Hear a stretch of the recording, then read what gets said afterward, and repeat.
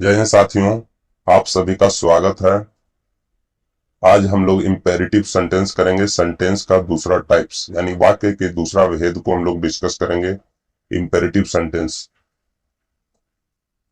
कल हमने पहला भाग का डिस्कस किया था, जो कि हमारा पहला भाग है असर्टिव सेंटेंस। आज हम लोग इंपेरेटिव सेंटेंस करते हैं। इंपेरेटिव सेंटेंस किसे कहते हैं? तो इंपेरेटिव सेंटेंस में हम देखते हैं कि इन वाक्यों में हम किसी को कोई काम करने के लिए कहते हैं। यानी इंपेरेटिव सेंटेंस में हम किसी को कोई काम दे देते हैं कि भाई एक काम करो तुम, उसी को हम लोग इंपेरेटिव सेंटेंस कहते हैं। जो भी काम है उसको हम लोग चार प्रकार से कर सकते हैं या फिर चार प्रकार से कहा जाता है। हम लोग देखते हैं कि वो चार प्रकार कैसे हैं। हम किसी को कोई काम करने के लिए कहते हैं तो हम उसको एक या फिर उसको ऑर्डर यानी आदेश दे करके कह सकते हैं, या फिर किसी से हम लोग रिक्वेस्ट करते हैं यानी विनती करते हैं, यानी किसी से प्रोहिबिशन करते हैं यानी निषेध करके कर सकते हैं, या फिर किसी से एडवाइस दे सकते हैं यानी किसी को सलाह दे करके हम लोग अपना काम निकलवा लेते हैं यानी काम उससे करवा लेते हैं। तो यहाँ पर इंपेरेटिव सेंटेंस में वही कहा गया है कि किसी को कोई काम करने के लिए हम लोग कहते हैं, यानी किसी से हम लोग काम करवाने के लिए कह देते हैं कि भाई तुम मेरा ये काम कर दो, बस उसी को हम लोग इंपेरेटिव सेंटेंस कहते हैं। तो ऑर्डर दे करके हम लोग कैसे काम करवाते हैं, हम देखते हैं कि जब हम किसी को कोई काम करने के लिए ऑर्डर या फिर आदेश देते हैं तो वह वाक्य इस प्रकार है। हम लोग इसका एग्जाम्पल देखते हैं कि ऑर्डर हम लोग कैसे देते हैं। हम लोग ऑर्डर दे देंगे ओपन द विंडो, यानी खिड़की खोल दो। हम लोग ऑर्डर दे दिए किसी को कि खिड़की खोल दो, ओपन द विंडो। तो इसमें ऑर्डर का प्रस्तुत किया गया है, ऑर्डर से कोई काम कराया जा रहा है। तो ये हो गए हमारे ऑर्डर वाले, यानी आदेश देकर काम करवाना, आदेश देकर काम करवाना, आदेश देकर काम करवाना, आदेश देकर काम करवाना। अब हमारा अगला है रिक्वेस्ट। किसी से हम लोग रिक्वेस्ट करते हैं। तो अब देखते हैं जब हम किसी को कोई काम करने के लिए रिक्वेस्ट या फिर विनती करते हैं, रिक्वेस्ट करते हैं या फिर विनती करते हैं, तो प्लीज वाक्य में प्लीज या फिर काइंडली का प्रयोग किया जाता है। दो चीज का हम लोग प्रयोग करते हैं। जब हम कोई काम रिक्वेस्ट या फिर विनती करके करवाना चाहते हैं तो उसमें दो ही शब्द का हम लोग प्रयोग करते हैं। एक प्लीज हो गया, एक काइंडली हो गया।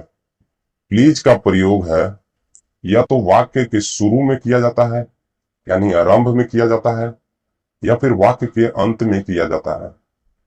वाक्य के अंत में प्लीज का प्रयोग किया जाता है या फिर शुरू में। लेकिन एक बात ध्यान दीजिएगा मेरे मित्र, प्लीज का प्रयोग शुरू या फिर आखिरी में किया जाता है, लेकिन काइंडली का जो प्रयोग है, काइंडली का प्रयोग है वाक्य के आरंभ में ही किया जाएगा।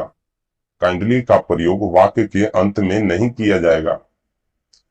अब हम देखते हैं कि कुछ एग्जाम्पल ले करके कि इसमें कौन से शब्द में, कौन से वाक्य में हम लोग प्लीज का प्रयोग करते हैं, कौन से वाक्य में हम लोग काइंडली का प्रयोग करते हैं। जैसे हमने ऊपर एक सेंटेंस लिया था, ऑर्डर देकर करने के लिए यानी किसी को आदेश देकर काम कराने के लिए हमने सेंटेंस लिया था ओपन द विंडो, यानी खिड़की खोल दो। लेकिन यहां पर हमने सबसे पहले प्लीज लगा दिया, प्लीज ओपन द विंडो, कृपया खिड़की खोल दीजिए। हमने रिक्वेस्ट किया किसी से, प्लीज शब्द का प्रयोग किया है। प्लीज शब्द का प्रयोग हम लोग आगे कर सकते हैं या फिर पीछे कर सकते हैं। ओपन द विंडो प्लीज, हमने दोनों शब्द आगे भी प्लीज का प्रयोग किया है और दूसरे शब्द इसमें हम लोग पीछे भी प्रयोग करके दिखाया है कि प्लीज का प्रयोग हम लोग शुरू में भी कर सकते हैं, अंत में भी कर सकते हैं। लेकिन काइंडली, काइंडली का प्रयोग शुरू में हमने ओनली किया है, इसको वाक्य के अंत में प्रयोग नहीं किया जाता है। तो काइंडली ओपन द विंडो, इसमें भी दयालुता के साथ कहा गया है कि खिड़की खोल दीजिए। इसी तरह हमारा दूसरा है जो रिक्वेस्ट या फिर विनती करके जो हम काम करवाते हैं किसी से, उसको भी हमने डिस्कस कर लिया। अब हम लोग प्रोहिबिशन यानी निषेध वाला देखते हैं कि कौन सा वाक्य है। तो जब हम किसी को कोई काम करने से रोकते हैं, जब हम किसी को कोई काम करने से रोकते हैं, निषेध करते हैं, निषेध यानी मना करते हैं या प्रोहिबिटेशन करते हैं, तो वाक्य के आरंभ में डू नोट या फिर डज नोट का प्रयोग किया जाता है।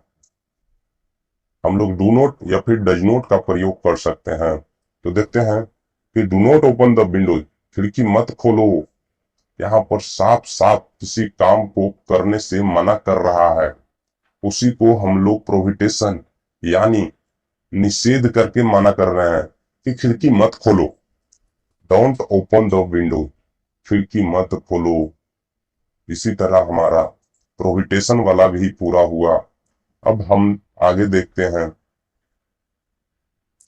कि सलाह हम लोग क्या देते हैं। एडवाइस या फिर सलाह से होता है जो काम, वो हम लोग देखते हैं। जब हम किसी का कोई अच्छा काम करने के लिए कहते हैं, जब हम किसी को कोई अच्छा काम करने के लिए कहते हैं, तो वाक्य एडवाइस या सलाह का होता है।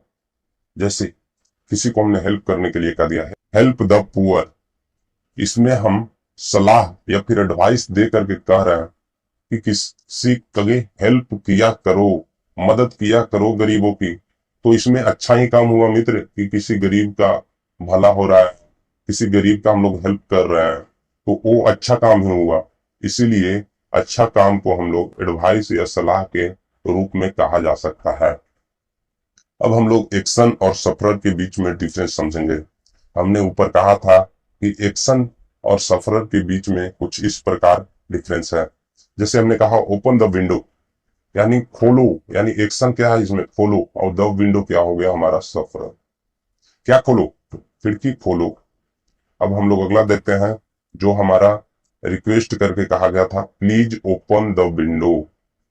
तो प्लीज कृपया खोलो, क्या खोलो, तो खिड़की खोलो। तो खिड़की द विंडो हमारा द सफरर हो गया और ओपन हमारा एक्शन हो गया।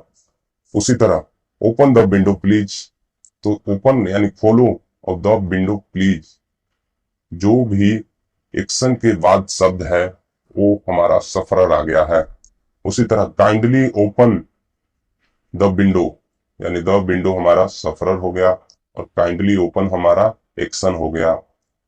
उसी तरह do not open the window यानी खिड़की मत खोलो, निषेधवाचक यानी प्रोहिबिटेशन यानी साफ साफ इनकार कर रहा है, मना कर रहा है। डोंट ओपन द विंडो, मत खिड़की खोलो भाई, खिड़की मत खोलो, साफ साफ माना कर रहा है यहाँ। उसी तरह हेल्प द पुअर, यहाँ पर एडवाइस या सलाह दे करके कहा जा रहा है कि गरीबों की मदद करो, जिसमें एडवाइस और सलाह में हम लोग किसी का कोई अच्छा काम करने के लिए कहते हैं, किसी को कहते हैं, तो वो हमारा हो जाता है हेल्प द पुअर और वो हमारा हो जाता है एडवाइस और सलाह से किया द्वारा कराया गया काम। अब हम देखते हैं कि जो हमारा इंपेरेटिव सेंटेंस है उसमें क्या होता है क्या नहीं होता है। तो इंपेरेटिव सेंटेंस में डूअर नहीं होता है, केवल एक्शन और सफरर होता है। जो इंपेरेटिव सेंटेंस है उसमें डूअर यानी काम को करने वाला नहीं होता है, सिर्फ कार्य होता है और सफरर होता है। लेकिन कुछ ऐसे भी शब्द हैं, इंपेरेटिव सेंटेंस भी है, कुछ ऐसे भी इंपेरेटिव सेंटेंस हैं जिनमें सफरर भी नहीं होता है, जिसमें कोई सफरर नहीं होता है। जैसे शब्द है स्टैंड अप, स्टैंड अप यानी खड़े हो जाओ, सिर्फ एक्शन है, सफरर नहीं है। प्लीज सिट डाउन, इसमें भी कोई सफरर नहीं है, आप बैठ जाइए, कृपया बैठ जाइए, प्लीज सिट डाउन, कोई सफरर नहीं है, ओनली एक्शन है मेरे मित्र। उसी तरह इंपेरेटिव सेंटेंस है जो निम्नलिखित सूत्र पर आधारित है, यानी इनका फॉर्मूला है एक्शन प्लस सफरर या फिर एक्शन ओनली। हमने देखा ऊपर कि जो इंपेरेटिव सेंटेंस है उनमें कोई एक्शन नहीं होता है। हमने ऊपर भी देखा है कि डूअर नहीं होता है, सॉरी मेरे मित्र। इंपेरेटिव सेंटेंस निम्नलिखित सूत्र यानी इस फॉर्मूले पर होते हैं, जैसे एक्शन प्लस सफरर और दूसरे में एक्शन ओनली। हमने देखा कि इंपेरेटिव सेंटेंस में डूअर नहीं होता है, केवल एक्शन और सफरर होता है।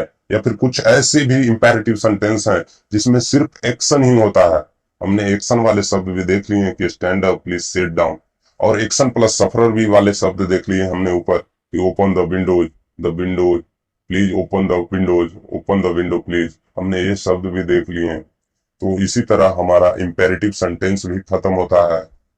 अब हम अगले क्लास कल करेंगे जिसमें हम इंट्रोगेटिव सेंटेंस करेंगे। अगर आपको इंपेरेटिव सेंटेंस का वीडियो अच्छा लगा हो तो वीडियो को लाइक कीजिए, चैनल को सब्सक्राइब कीजिए और अपने दोस्तों के पास भेजिए।